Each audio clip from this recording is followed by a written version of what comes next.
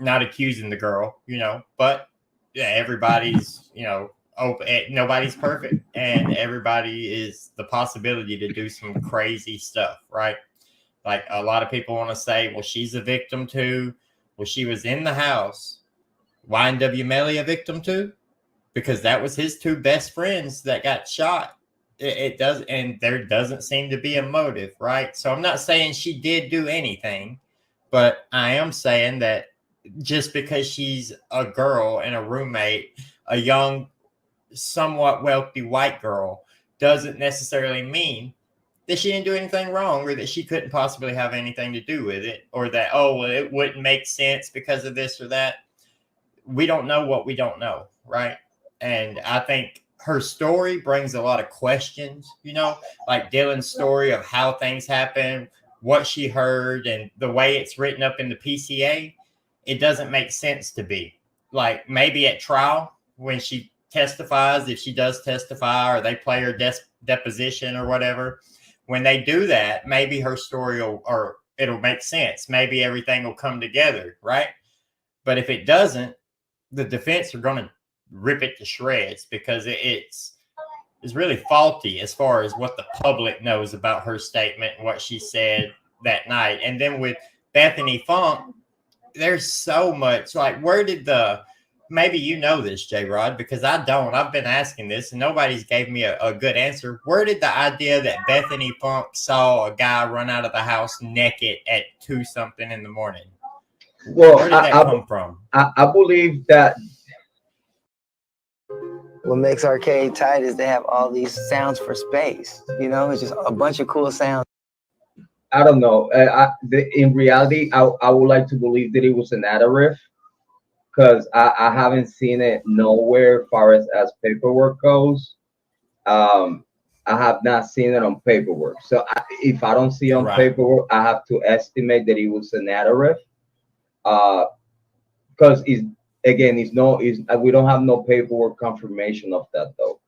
Right. Yeah. I haven't seen that anywhere that would be anything verified or anything anywhere close to the PCA. It doesn't have anything like that in it. I know a lot of people, they just watch the videos on YouTube to keep up with it. They don't do the research. So when certain YouTubers start saying this and that, they take it at face value and repeat it, and it becomes, spread through the community, and then you hear it and you can't find it. And you don't want to just throw it out the window because it might be valuable information. But if you can't find it, then nobody can tell you where it came from. It's probably not legitimate, And also, I appreciate that you brought up the case of YW and Melly, due to in that case is all circumstantial evidence, just as well the Bryan Kohberger case. Both cases are based on circumstantial evidence.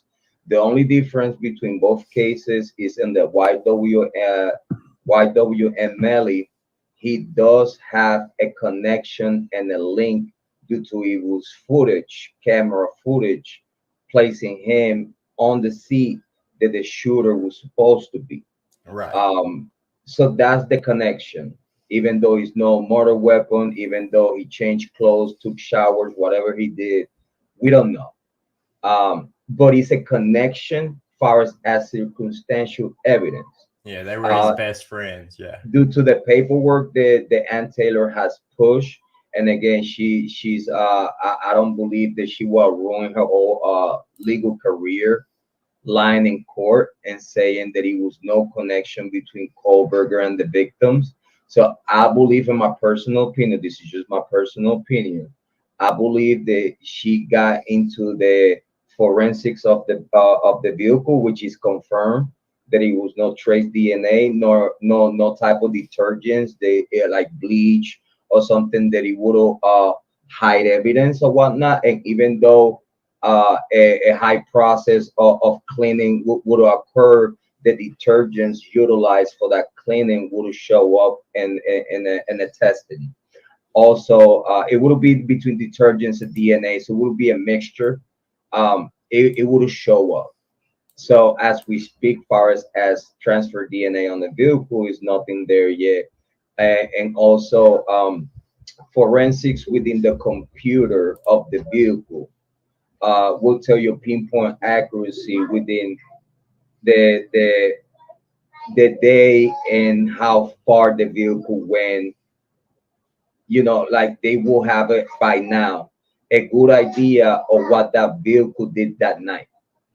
Yeah. Okay. So, Lucy Gigi, where we're getting that they didn't find any blood in the vehicle is that the defense turned in a motion that says that they didn't find any DNA evidence linking the victims to Kohberger's car, apartment, storage, or home. When they say home and apartment, I'm assuming they mean his apartment and his parents' home. But the defense turned in a motion in the courts to the prosecution saying that. So there was no denial that that wasn't the case by the prosecutors, and I feel And like that's a they would have legal come out and document. denied it. Exactly Right. right, and that she would be perjured. She would her career would be over. So why would she take that chance to lie? So therefore, like you Exactly. said, it wasn't denied. So Yeah, I don't again, think that she will ruin her career. You know. yeah, yeah. Correct. That makes us wonder, though. And obviously, I'm speculating like everybody else, and I don't flag F if he's innocent or guilty. I want justice for the victims. I want to find the bad guy. So if he is not the bad guy, then I certainly hope that the tentacles of law enforcement are onto other people, and hopefully they're backtracking. Certainly, and you feel that.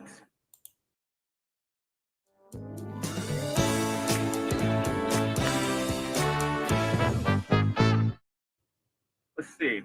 How would this case go? Would they have to go completely restart? Are they hiding something? I mean, not, gag order, not telling us. Maybe they already have a couple people, but why wouldn't they tell us? The only problem that we could see here, for example, if by any chance they miss this opportunity with Kohberger, they'll have to go to square zero. The only thing that is confirmed that they did not do was investigating the inner circle. A lot of people say like they did investigate this and that. They cleared people right away, so that means that they did investigation. The problem here is there is no paperwork at all whatsoever that they place no anyone from the inner circle of the victims as suspects. Right. No Jack Decor, no Dylan, no one from the inner circle, no family members, no immediate friends, no past sex partners or whatnot. Go ahead, Richard. And all cleared within 24 hours on Yes. the scene without taking them to separate locations, correct? I wanna, Yeah, yes, very correct, and I soon, wanna yeah. make clear so some people that don't understand one thing. Kohberger has not given an alibi, right? Guess who already has an alibi since day one? I know. Jack Decor. And it's an alibi that it cannot be used in the court of law because it's an alibi of a friend from the fraternity, member of the fraternity. So it's a what is called in Idaho a friendly alibi with a proper investigation could be broken apart because What are you it's not reliable in court. Yeah, Are you talking about the video gaming? They were gaming that night or something? Is that? Yeah, they said something about the girlfriend of the guy that is the alibi for the court. She went back to Pullman, and allegedly the court and the guy went to the court residence. The only problem with that is that the court was nowhere to be found to pick up his dog early morning that day. He was not on his home. They knock on his door, they look for him, they try to call him, no answer the phone, no one answered the door at the house. And that's why the dog Murphy, the dog, ended up going to the dog pound and got picked up by the court days I think a day later. That was actually the same day that allegedly he went to the